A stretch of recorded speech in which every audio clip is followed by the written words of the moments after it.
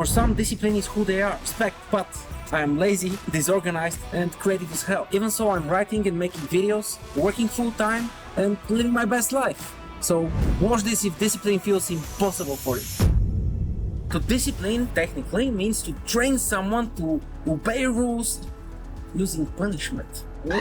Self-discipline is a little bit broader. It means forcing yourself to do what you have to do, no matter how you feel. And I suck at it.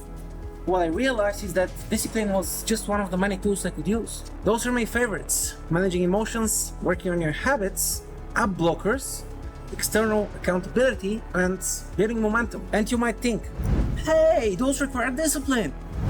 But I've got you. None of those would require any discipline once you understand how to work. If you're angry, sad, or excited, you have a hard time working. So how do you control your emotions? You have two options. One is training, which is hard and takes some time. And two is changing your environment, which is easy and immediate. When I first heard about managing my emotions with training, I had two questions. The first was, will it be hard? And yes, it was very hard. And it is still very hard. That's what she said.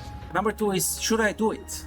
And the answer to that is also yes. I grew so much as a person because of that, so I think it's worth it. So how do you do that? And the answer is exposure. You get into emotional situations and you deal with them. So here's what worked for me. I got a dog. I try to help people every single day. And I also try to take as much responsibility as possible. Those get me into a lot of situations, and those cause a lot of emotions, and those help me learn how to deal with them better. Most of your emotions come from the outside, from the environment around you.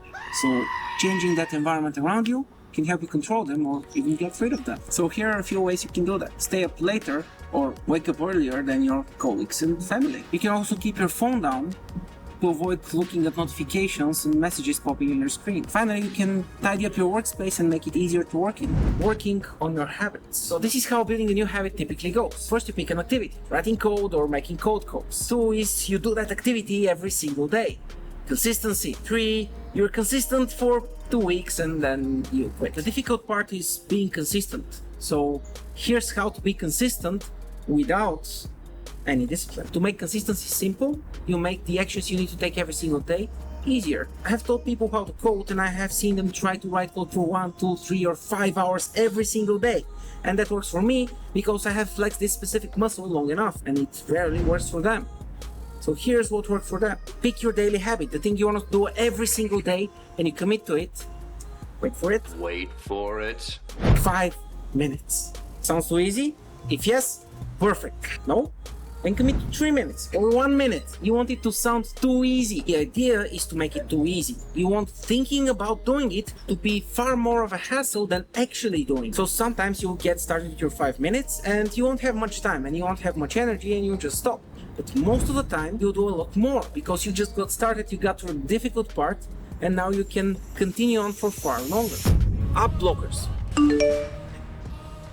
A lot of distractions nowadays come from apps. I've seen people use discipline to deal with those, but I can't do that, so I use app blockers. They're robots, so they have perfect discipline. Here is a quick how-to. Yes, you should be bored if you're on your work time and you don't want to work. This will help reset your dopamine sensitivity and test your patience. You'll probably do that for a few minutes and then really want to work because it's more fun. Here's what I do. To be fair, I don't always trust myself to do what I need to do when I have to. What is he doing?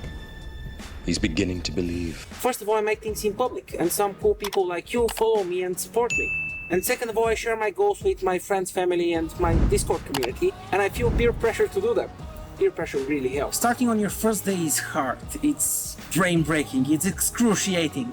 But starting on your 100th day, well, that's easy. You've done it for 100 days. Things get easier with time. So here's how to do that. You pick one of your 5-minute habits.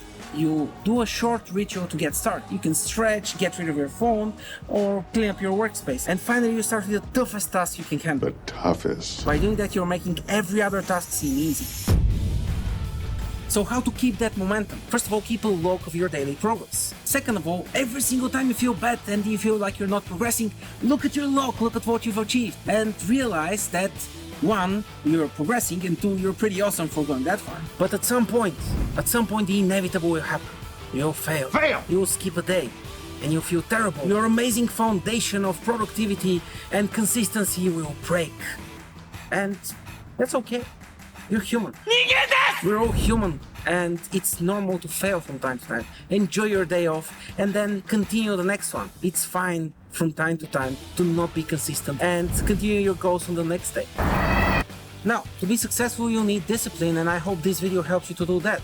If you're curious about what to do next besides being more disciplined, watch this video to find out how the 1% do it and what kind of techniques they use.